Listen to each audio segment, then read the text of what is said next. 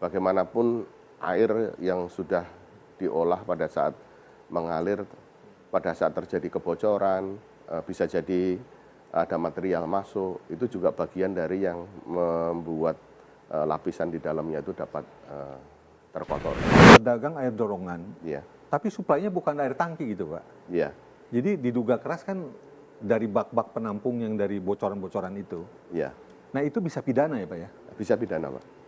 Makanya memang langkah yang kami lakukan di daerah-daerah seperti itu, kami saat ini mengidentifikasi area sebetulnya pencurian terjadi pasti karena ada demand-nya.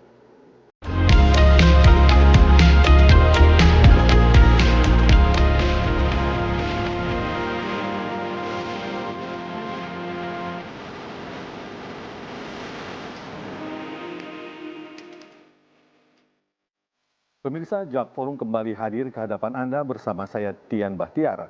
Episode kali ini mengangkat tema penting tentang modernisasi pipa Pamjaya untuk pemenuhan target 100%. Telah hadir di studio Bapak Untung Suryadi selaku Direktur Teknik Pamjaya. Apa kabar Pak Untung? Alhamdulillah. Baik. Saya selalu semangat Pak kalau bicara tentang air ya, karena memang ini menyangkut kualitas hidup manusia, sangat fundamental ya Pak. Nah sebelum kita bicara lebih jauh, mungkin bisa Bapak sampaikan secara garis besar kondisi pipa Pamjaya seperti apa Pak saat ini? Ya. Terima kasih Pak Tian. Pamjaya tahun ini berusia 101 tahun. Jadi Tertua mungkin Pak ya? tertua ya. Tertua ya di Indonesia ya? Iya. Mungkin ada yang lebih tua Medan atau mana ya. Ya, tapi ya 100 tahun udah Iya, cukup. Ini, 101 tahun. 101 tahun. Ya. Jadi range umur pipa kami ya dari 101 tahun sampai yang terbaru tahun ini kami pasang begitu. Masih ada? Masih ada. Peninggalan Batavia mungkin ya? Betul, peninggalan zaman Belanda. Kolonial ya? Ya. Lanjut Pak. Jadi saat ini panjang pipa kami 12.500 km.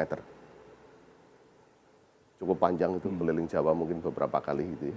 Jadi itu pipa yang kami operasikan di Pamjaya. Itu masih baru melayani sekitar 67% penduduk Konsumen ya? DKI. DKI. Baru 67%. Untuk mencapai 100% kami harus menambah kurang lebih sekitar 7.000 km lagi. 7.000. 7.000 ya? Ya, 7.000 km lagi. Sehingga memang di samping penambahan cakupan layanan buat warga yang belum memperoleh layanan air bersih melalui perpipaan, kami juga concern terhadap pipa-pipa yang lama. Jadi secara maintenance, secara rutin kami juga akan selalu ada pemeliharaan, memperhatikan umur pipa, jenis pipa, frekuensi kebocorannya, itu menjadi concern buat kami untuk melakukan perbaikan. Nah ini dari bentang 12.500 dan ini dibangun sejak zaman kolonial. Berapa persen Pak yang masih kategori pipa tua peninggalan kolonial nih? Masih cukup banyak ya. Cukup banyak cukup banyak ya. Tetapi ya 25 tahun terakhir waktu kerjasama dengan mitra juga ada penambahan pipa-pipa baru dan rehab pipa-pipa lama kurang lebih ya 3.000 kilometeran selama 25 tahun itu. Penambahannya? Penambahannya. Jadi yang sebelumnya berarti kan usianya di atas 25 tahun. Dan itu memang yang berpengaruh terhadap kualitas air ya Pak ya? Betul, iya. Ya, terutama apa Pak? Korosi ya Pak? Ya, salah satunya korosi kalau untuk pipa steel begitu ya. Tetapi masih ada kan Pak? Masih ada pipa steel. Kemudian bagaimanapun air yang sudah diolah pada saat mengalir, pada saat terjadi kebocoran, bisa jadi ada material masuk, itu juga bagian dari yang membuat lapisan di dalamnya itu dapat terkotori. Gitu, ya. Baik Pak Untung, kalau kita bicara NRW Pak, angka kebocoran, saat ini sudah mencapai atau berada di persentase berapa Pak? Berada di kisaran 43-45%. 43-45. Nah dari hasil evaluasi penyebab utamanya apa saja, Pak? Dari hasil evaluasi tuh kisaran 65% sampai 70% itu memang kebocoran fisik dari lifetime pipa. Selebihnya adalah kita bilang sebagai kebocoran komersial.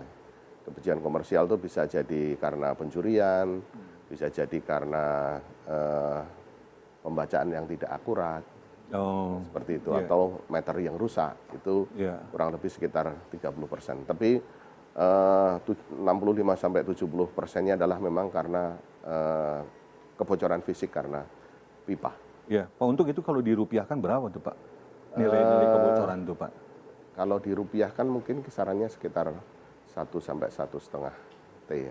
Triliun ya? Iya, kalau Itu nilai. kalau seandainya digunakan untuk, kalau kondisinya bagus, Iya, tentunya akan sangat bermanfaat untuk penambahan jaringan baru ya, Pak ya? betul, iya. Iya. Jadi ya nilai tadi mestinya memang konversi untuk kita melakukan perbaikan terhadap pipa-pipa yang lama gitu ya. Oh begitu. Oh jadi itu bisa dinilai seperti itu, Pak ya? Iya, jadi kalau artinya nilai sebesar itu tentunya kalau kita lakukan untuk perbaikan pipa-pipa lama tentunya akan dapat menurunkan tingkat kebocoran tadi. Oke, Pak, bicara tentang kebocoran tentu ini menjadi tanggung jawab bidang Bapak ya, Pak, untuk ya. Nah, apa yang sedang dilakukan Pamjaya, Pak, untuk mengatasi kebocoran-kebocoran ini? Ya. Secara operasional harian kami melakukan manajemen pressure ya, karena layanan air bersih perpipaan itu adalah air yang bertekanan. Bertekanan, sehingga utamanya adalah sebetulnya mempertemukan antara demand dan supply. Jadi pada saat bertemunya demand dan supply itu tepat, itu pasti kebocorannya akan kecil. Jadi ada area-area yang sebetulnya demand-nya itu rendah, bisa jadi rendah itu karena warga masih menggunakan air tanah, atau tidak memasang jaringan Pamjaya karena mungkin masih ada air tanahnya. Sementara suplai di situ tinggi, itu juga menjadi salah satu trigger dari kebocoran. Sehingga penting sekali buat kami melakukan zonasi ya, istilahnya kami melakukan penyusunan distrik meter area untuk membalanskan tekanan tadi supaya mensuplai ke demand yang tepat. Itu salah operation kami hari-hari. Kemudian respon terhadap penanganan kebocoran itu juga utama. Sehingga memang kami mohon partisipasi dari warga DKI, baik pelanggan ataupun bukan pelanggan. Kalau ada kebocoran, mohon diinformasikan ke 1500 223. Sehingga air tadi tidak terbuang. Tidak terbuang. Secara company sudah pasti merugikan. Secara warga yang di ujung dari kebocoran tadi pasti terjadi penurunan suplai. Secara infrastruktur di jalan, secara infrastruktur jalan pasti merusak jalan. Terutama jalan-jalan aspal, Pak ya. Betul, ya. Itu kan sangat tidak bisa menghadapi genangan air, Pak ya. Karena air kami itu bertekanan. Oke. Terkait dengan kebocoran, Pak. Tadi Bapak menyinggung ada pencurian ya, Pak ya? Betul. Ada pencurian. Ini penegakan hukumnya seperti apa, Pak? Memang itu diatur di dalam perda, memang tidak boleh mengkonsumsi secara ilegal, baik illegal consumption maupun illegal connection. Kalau illegal connection berarti dia menyambung secara ilegal, mengkonek terhadap pipa Pamjaya. Kalau illegal consumption bisa jadi sebetulnya dia pelanggan, tetapi mungkin itu bisa pidana nggak, Pak? Bisa pidana. Bisa pidana. Bisa pidana. Ya. Dalam pernah kami melakukan liputan, Pak, di daerah Jakarta Utara. Itu banyak pedagang air dorongan. Tapi suplainya bukan air tangki gitu, Pak. Jadi diduga keras kan dari bak-bak penampung yang dari bocoran-bocoran itu. Nah itu bisa pidana ya, Pak ya? Bisa pidana, Pak.